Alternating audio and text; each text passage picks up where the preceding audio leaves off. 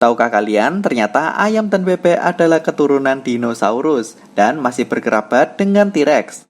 Pernyataan ini sempat membuat banyak orang bertanya-tanya bagaimana itu bisa terjadi. Alih-alih dikira hoaks, ternyata kabar tersebut memang memiliki dasar penelitiannya. Selain itu, kita juga masih sering salah mengira bahwa hewan-hewan zaman purba ini adalah dinosaurus. Malahan mereka sebenarnya tidak berkerabat dekat dengan dinosaurus maupun burung modern. Di video kali ini, kita akan mengetahui bagaimana seekor hewan bisa disebut sebagai dinosaurus dan hewan mana yang bukan dinosaurus. Hai, selamat datang di Teman Sains. Dinosaurus telah menarik banyak perhatian dunia sebagai hewan purba. Salah satu daya tarik utamanya adalah tubuh mereka yang sangat besar dengan bentuk beragam yang tidak bisa dijumpai pada hewan modern. Dinosaurus sendiri biasanya diklasifikasikan oleh peneliti berdasarkan taksonomi, morfologi, dan ekologi mereka. Namun, secara sederhana, pembagian dinosaurus bisa kita lihat menjadi dua kelompok besar, yaitu kelompok dinosaurus unggas dan dinosaurus non-unggas. Untuk dinosaurus unggas, mereka meliputi semua jenis burung modern saat ini maupun yang sudah punah. Sedangkan dinosaurus non-unggas, mereka hanya hidup pada masa Mesozoikum yang semuanya sudah punah pada masa lalu, meliputi golongan Theropods, Sauropods, Stegosaurus, Ceratopsian, Ankylosauria, dan Ornithopods. Selama ini banyak orang yang mengira dinosaurus merupakan hewan besar seperti kadal, tetapi faktanya dinosaurus malah berkerabat dekat dengan burung. Lalu bagaimana bisa terjadi? Burung dikategorikan sebagai dinosaurus bersama hewan purba lain seperti T-Rex, Triceratops, ataupun Brachiosaurus. Untuk menjawab hal tersebut, teman sains akan merangkumnya dalam 3 kesimpulan seperti apa sih hewan-hewan yang masuk dalam penggolongan dinosaurus. Kesimpulan tersebut akan membahas tentang bagaimana garis kekerabatan evolusi dinosaurus dan burung. Lalu, apa ciri khas yang dimiliki dinosaurus, serta hasil penelusuran DNA yang dilakukan oleh para peneliti. Jika kalian memiliki pendapat lain, mari diskusikan di kolom komentar ya. Yang pertama, bagaimana garis kekerabatan evolusi dinosaurus? Kalian pasti sudah tidak asing dengan bagan yang biasanya menggambarkan kekerabatan suatu kelompok makhluk hidup. Bagan tersebut biasanya dibuat berdasarkan kesamaan ciri yang dimiliki dari satu makhluk hidup ke makhluk hidup lainnya. Di sini, teman sains akan menjelaskan secara sederhana bagaimana kekerabatan dinosaurus, kadal, dan burung yang diambil dari jurnal The Polygeny and Classification of the Tetrapods.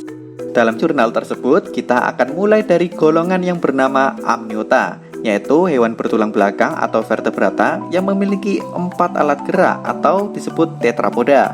Golongan ini terpecah menjadi 2, yaitu Synapsida yang meliputi mamalia dan protomamalia, serta Sauropsida, yaitu kelompok hewan yang punya kedekatan dengan golongan reptilia, meliputi burung modern, kura-kura, dinosaurus, kadal, reptil air purba, dan buaya.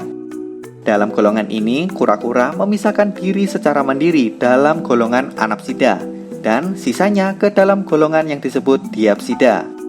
Golongan Diapsida akhirnya terbagi menjadi lebih spesifik, yang menurunkan cabang kelompok reptil mirip ikan atau Ichthyosauria. Lalu ada Lepidosauromorpha yang di dalamnya ada ordo Plesiosaurus, Tuatara, kadal, dan ular. Di samping Lepidosauromorpha ada golongan yang disebut Archosauria. Di sini diturunkan cabang yang berisi hewan-hewan kerabat buaya, Pterosaurus, dan Dinosaurus. Nah, dari 3 golongan ini kita tahu bahwa Pterosaurus sebenarnya bukanlah dinosaurus.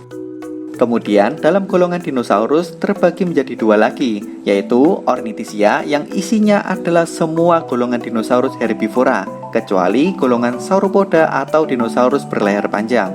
Lalu ada Saurischia yang di dalamnya ada golongan Sauropoda dan Theropoda.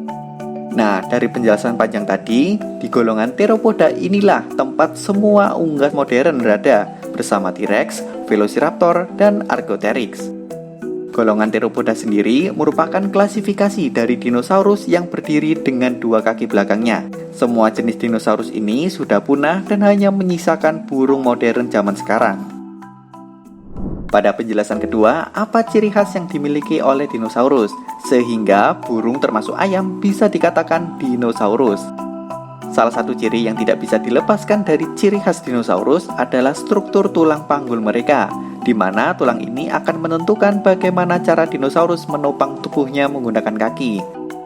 Dalam penggolongan hewan tetrapoda ada 3 macam cara menopang tubuh, yaitu dengan cara melata, tegak, dan sangat tegak. Kondisi ini mengacu pada seberapa tegak lurus tulang kaki terhadap tulang panggul. Hewan yang berjalan melata memiliki tulang panggul yang posisi kakinya ke samping, seperti kadal, iguana, dan buaya modern. Lalu, untuk hewan yang memiliki posisi tegak hanya dimiliki oleh mamalia, termasuk manusia, lalu dinosaurus dan burung. Nah, di sini bisa dibilang dinosaurus adalah hewan serupa reptil yang memiliki struktur tulang panggul tegak sebagai penopang tubuhnya. Sedangkan hewan yang memiliki tulang panggul jenis sangat tegak hanya dimiliki oleh kerabat buaya purba yang hidup di darat, contohnya Rawi sucians. Yang menjadi pembeda antara tulang panggul mamalia dan sebangsa reptil bisa dilihat dengan mudah. Tulang panggul mamalia cenderung melebar ke samping, sedangkan sebangsa reptil, burung, dan dinosaurus memiliki tulang pinggul yang cenderung pipih dari depan ke belakang. Di pembahasan sebelumnya, kita tahu jika dinosaurus dibagi menjadi 2 golongan, yaitu Ornithischia dan Saurischia. Asal kalian tahu, penggolongan ini berdasarkan tulang panggul mereka. Tulang panggul tersebut memiliki 3 komponen utama, yaitu pubis, ilium, dan ischium. Penyebutan istilah Ornithischia memiliki arti panggul serupa burung, sedangkan untuk Saurischia berarti panggul serupa kadal. Nah, pada poin ini, apakah kalian menyadari sesuatu? Ornithischia adalah dinosaurus yang memiliki tulang panggul layaknya burung modern di mana posisi pubis menjorok ke belakang. Sedangkan Saurischia memiliki tulang panggul yang pubisnya menjorok ke depan seperti kadal modern atau jenis reptil lainnya. Oleh karena itu, akan muncul pertanyaan, kenapa burung modern digolongkan ke dalam Saurischia, bukannya ke dalam Ornithischia? Penggolongan burung ke dalam Saurischia sendiri bukan hanya sekedar dilihat dari tulang pubis pada panggulnya, namun dari struktur tubuh secara keseluruhan. Tulang panggul yang dimiliki oleh Saurischia ini diduga kuat merupakan suatu peninggalan dari leluhur semua reptil dan burung, di mana mereka tetap mempertahankan bentuk tersebut.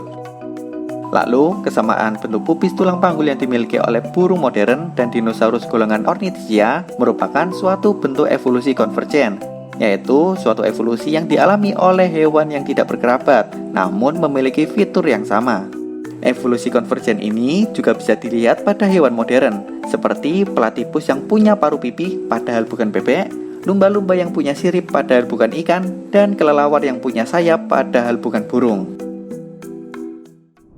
Pada pembuktian yang terakhir adalah penelusuran DNA oleh para peneliti.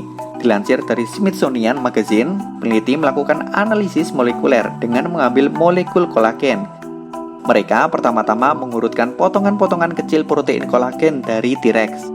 Kemudian, peneliti membandingkan dinosaurus tersebut dengan 21 hewan lain, termasuk manusia, simpanse, tikus, ayam, burung unta, buaya, dan salmon.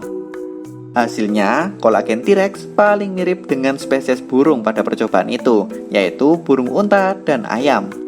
Meski kita tahu ayam dan burung unta di dalam penggolongan unggas sebenarnya berkerabat cukup jauh satu sama lain, jadi masih dibutuhkan penelitian lebih lanjut untuk mengungkap tentang jenis burung apa yang mungkin merupakan kerabat terdekat karnivora terkenal itu.